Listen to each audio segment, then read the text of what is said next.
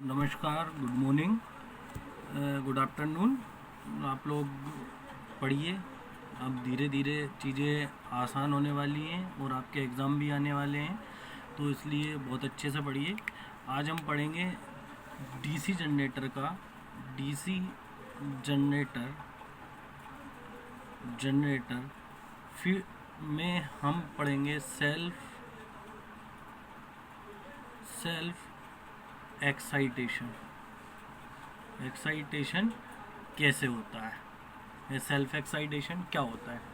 देखिए, जितने जनरेटर हम यूज़ करते हैं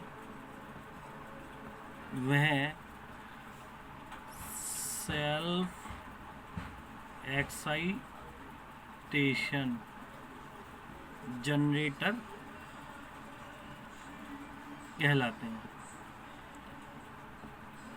अब एक आ रहा है, आज के समय में जो जनरेटर आ रहा है वह जनरेटर आ रहा है ऑटो स्टार्ट जनरेटर जो होता है। ऑटो स्टार्ट जनरेटर जो होता है वह आपका कौन सा होता है? Separately excited. उसमें क्या रहता है, एक बैटरी रहती है, बैटरी से उसको क्या करा जाता है? एक्साइट करा जाता है। ठीक है। अब इसमें हम पढ़ेंगे कि इसमें ये हो गया हमारा कौन सा पार्ट? बाह्य पार्ट, मतलब रोटरी स्टेटरी वाइंडिंग। ठीक है, ये स्टेटरी एन और एस, ये स्टेटरी वाइंडिंग हो गई। स्टेटरी वाइंडिंग में ये हो गया आपका आर्मेचर। आर्मेचर के साथ में क्या जोड़ देंगे हम? लोड, क्योंकि ये बाह्य सोर्स से घुमा रहे हैं। ठीक है। जिस जनरेटर में फील्ड को उत्तेजित करने के लिए जिस जनरेटर में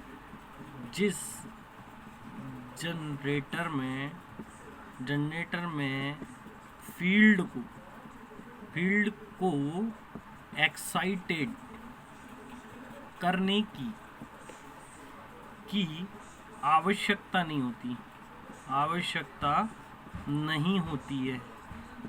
होती है, वह आपका क्या कहलाता है?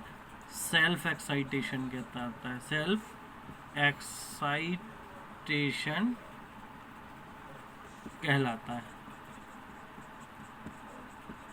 क्या कहलाता है? जिसमें कि फील्ड को उत्तेजित करने की आवश्यकता नहीं होती है, वो हमारा क्या कहलाता है? सेल्फ एक्साइटेशन कहलाता है। अब सेल्फ एक्साइटेशन में दो प्रकार के होते हैं। पहला होता है परमानेंट मैग्नेट जनरेटर और दूसरा होता है इलेक्ट्रोमैग्नेट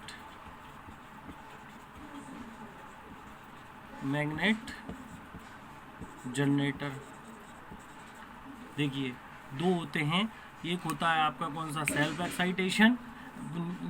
एक्साइटेशन में क्या होता है कि जिसमें हमको फील्ड वाइंडिंग को उत्तेजित करने की आवश्यकता नहीं पड़ती है, ऐसे जनरेटर को हम क्या कहते हैं? सेल्फ एक्साइटेशन कहते हैं। अब सेल्फ एक्साइटेशन में क्या होते हैं? दो भाग होते हैं। एक होता है परमानेंट मैग्नेट और दूसरा कौन सा होता है? इलेक्ट्रोमैग्नेट। अब परमानेंट मैग्नेट के बारे में पढ़ेंगे। पहले नंबर बात तो ये चीज़ समझ में आ गई होगी, तो ये चीज़ समझो। अब हम नेक्स्ट आगे पढ़ेंगे परमानेंट मैग्नेट। परमानेंट मैग्नेट में क्या है?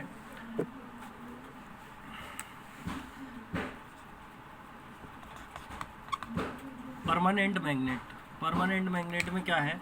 परमानेंट मैग्नेट जनरेटर में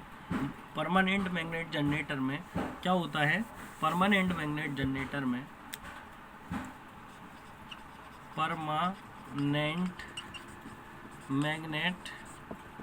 जनरेटर में हमको काय की आवश्यकता पड़ती है? स्थायी चुंबक की या परमानेंट मैग्नेट की। स्थायी चुंबक या परमानेंट मैग्नेट की आवश्यकता पड़ती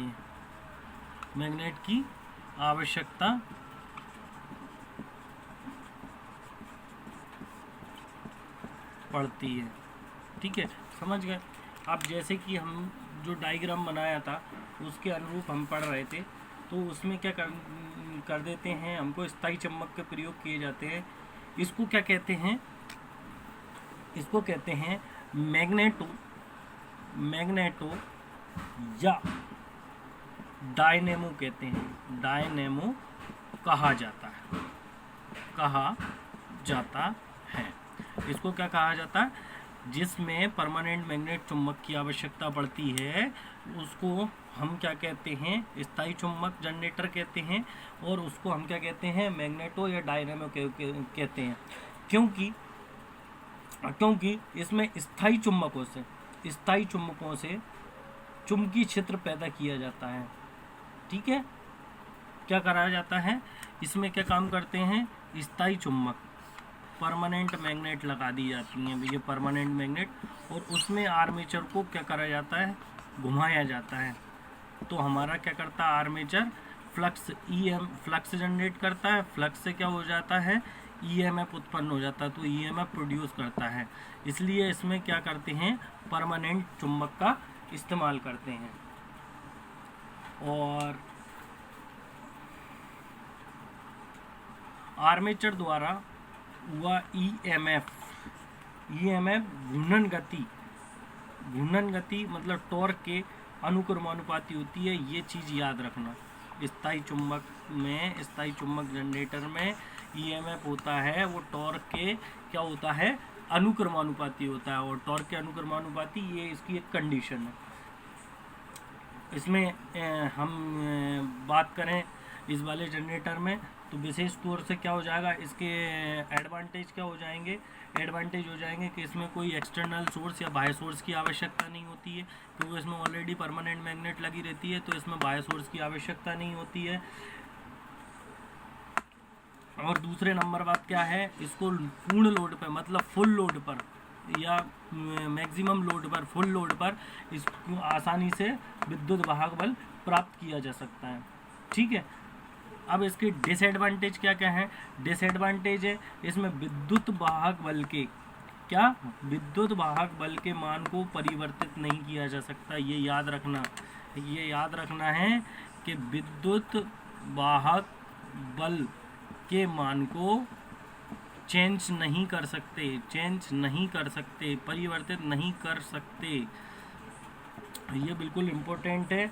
और इसमें